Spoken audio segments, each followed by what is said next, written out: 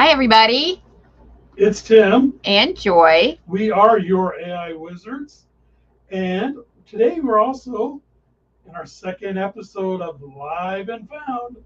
We're your visibility guides. So it's episode 2.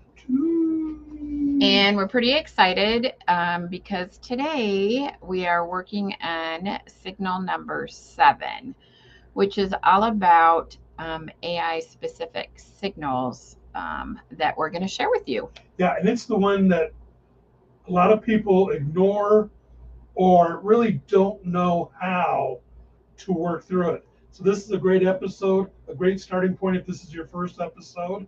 So leave comments below if you're live, or get a hold of us if you want more clarification. So we're going to start with seeing how search has changed. So we'll talk about how search used to be and how it's changed and moving forward. So let's start there. Yeah, I think what we're looking at is the bottom line is how many of us in our lives went to our laptop or our desktop and typed in Google search keywords, etc. That has changed totally with AI. And the key term is, and we heard a lot of this when we were in high school, is AI semantics. And we now talk to AI like it's our friend. And that means when you put in a Google search, you're not doing keywords, you're doing entire sentences.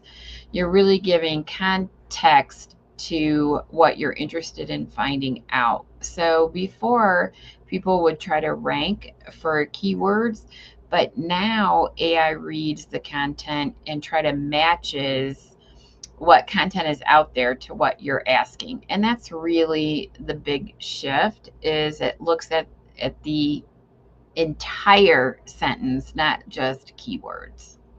And to be found, you have to be structured.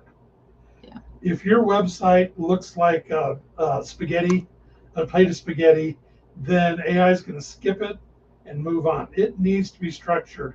We'll talk a little more here in a few seconds about ways that you can structure your website to make it better for you. Well, and another thing that's interesting is the longer your description is that you put in, the more likely you're going to get an AI overview as a response. Which for the consumer, that's great, because if you spend a little bit more time up front, you're going to get more of an exact answer in response. And we're all about time. So if you put in an extra few words to give AI a cue or a hint on what you're exactly looking for, the better your response is going to be. Exactly. But they have to be good words, not just filler words. I think the age of Google, where you would fill in SEO filler words and you try to prompt that way, are over with AI. AI wants concise, accurate, structured wording. Well, in response, I mean, that's how you get found. I mean, in your query, in your question, more is better, but in your response, that's what we're talking about today. How does a business structure their content to be found by AI? And that's what you're talking about, is structure in the response. So let's dive into that a little bit. So, what is AI looking for now? Well, the purpose is what we want to do is how does AI actually find you? So one of the you have to be, and we're going to use that old adage EEAT. It's looking for your experience, your expertise, your authoritativeness, and your trustworthiness. So let's stop right there and let's talk about how do you do that, because that acronym has been around for a while, but I think a lot of people don't step in to their expertise, and they need to now more than ever. I mean, it was important before for SEO, but it's extremely important for AI. And what that means is, one of the things is doing a blog. Do a blog. I think that's huge, huge. And You want your blog to be, for lack of a better term, really highlight your expertise, really showcase it. You need to talk about terms, explain terms in layman terms, because that's what AI is going to look for. Somebody's going to say, I am looking for a headlight for a 2016 Camaro. Where do I go in Colorado Springs for that? You want to say in your expertise in your blog, talk a little bit about here's how you take it out, here's how you put it back, and use terms and explain terms so that AI can crawl through it and show that you're an expert. And there's a lot of industries that really is advantageous for. When you were making that statement, I was thinking for mortgage brokers, it's gold. So many terms, so many acronyms in the mortgage broker world. You can really show your expertise in a blog or in a video and explain terms. And AI loves that because you're using natural language, you're showing your expertise, you're defining the terms that your industry uses, and that's AI gold. Right. You don't want to. The reason why we started doing our live and found every week is because how important videos are to AI and how it shows your expertise. And it's in natural language. We're not going to be flowery and explain it to you in ethereal terms. No, we're going to explain it to you in simple language that Joy and I use every day. And that's why videos are pure gold. Well, another thing that you need to do to be found on AI search signals are FAQs. Like when we talk about blogs, we always follow up with FAQs. And blogs are an opportunity to show your expertise, but FAQs are your ability to use natural language and answer the questions that are being asked in your industry.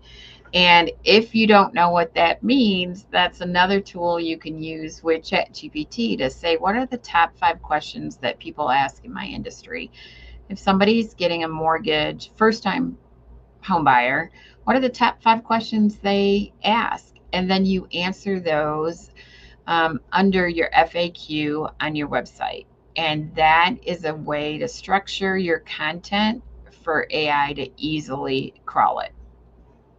And that means behind the scenes stuff is so important. And we talk a lot about it. We talked about it last week. We're going to talk about it a little bit here. Is your schema, your structured data, and your clear headings. You need to make sure that the behind the scenes items in your website are clear to AI. We're going to talk a lot about that more in the future, so don't be concerned. Again, AI can help you a lot. You can just put into ChatGPT, format a schema for, and it'll explain how to do it and how it'll even walk you through if you use Wix or you use another one of the programs to build your website. It'll walk you through step by step how to add the schema. Well, another thing you need to do is have clear headlines.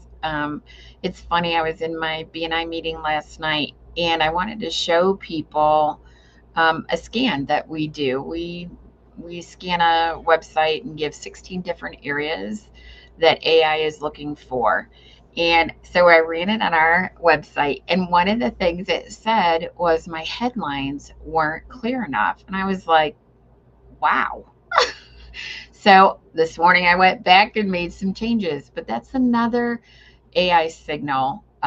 It wants structured, clear language, not marketing speak, but what you actually do. Clear is, we say in relationships, clear is kind, but clear is kind to AI too. So keep that in mind. Because at the end of the day, AI loves clarity.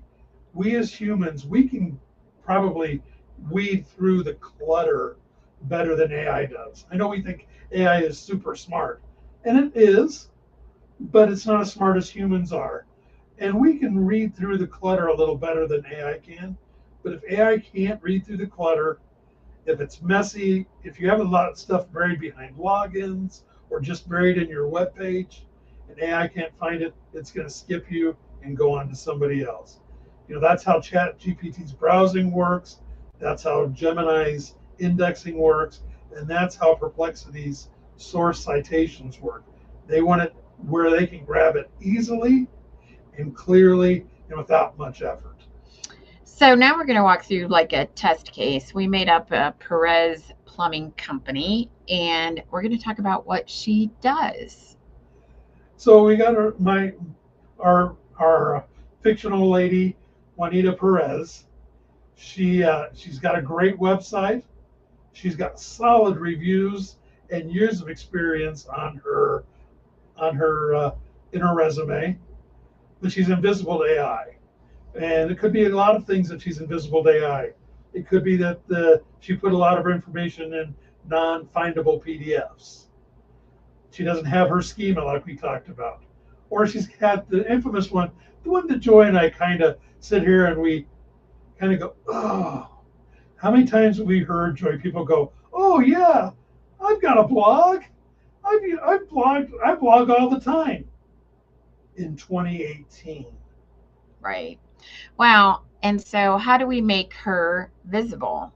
So if we were helping her, we'd run a scan, which is free, and say, these are the areas you need to work on. But what can she do? Nobody has to hire us. You can do it. If you have access to your website, you need to look at your content. So many people have created a website and never touched it. So you have to go back and look and see, when was the last time you updated your website? And then you need to see, when was the last time you blogged? Do you even have a blog page? When was the last time you updated your FAQs? Have you categorized your FAQs to make them crawlable or scannable?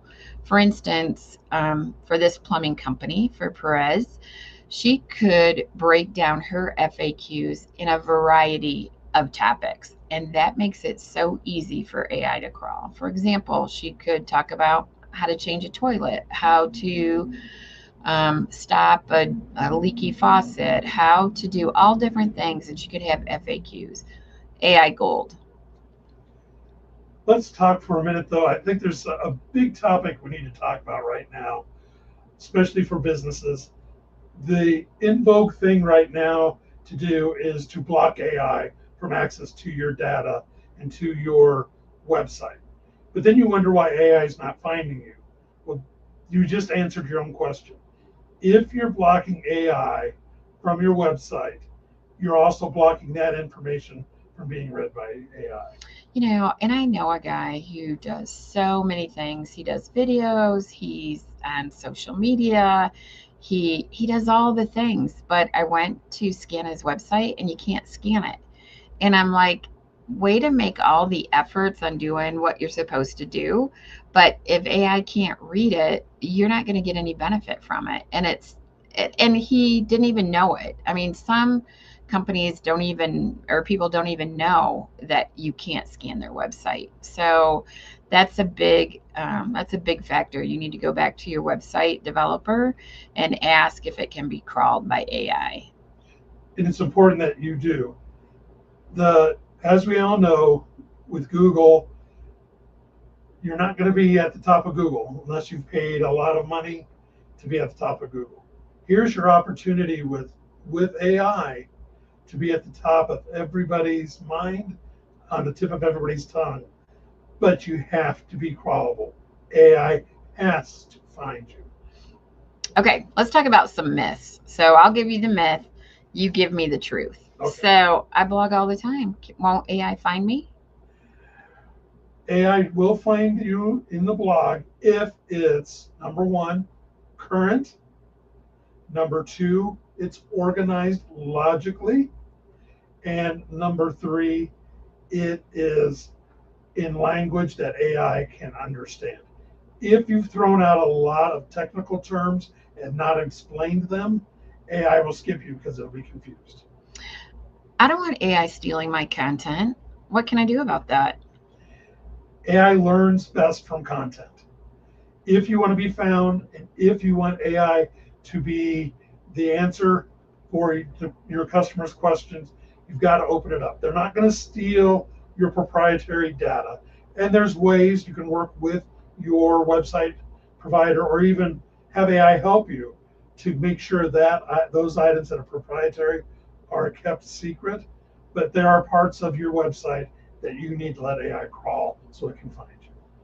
Google is all that matters. 3 years ago, I would have said you are exactly 100% right. Today, I would say there are 1 billion users right now using some type of AI, and that's billion with a B, using some type of AI. Perplexity, they're using ChatGPT, they're using Gemini, they're using Copilot. No, and they're using TikTok, Instagram. They're using everything.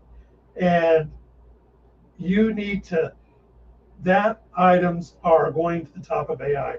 And no matter, that's where you're being able to catch your content in a very formatted and very structured way.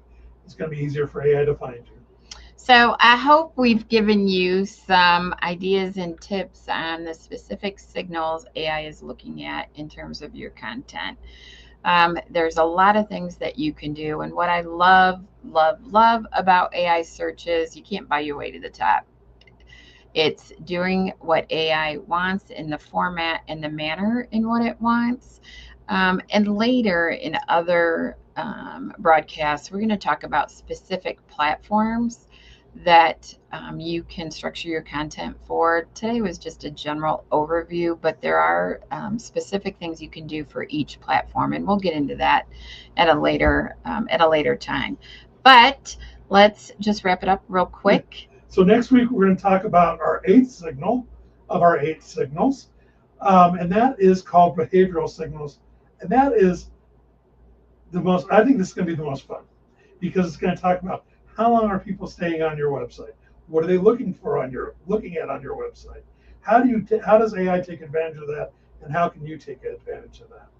So don't miss next week, because not a lot of people are talking about the behavioral signals, and they are so important to be found in AI search. So don't miss it.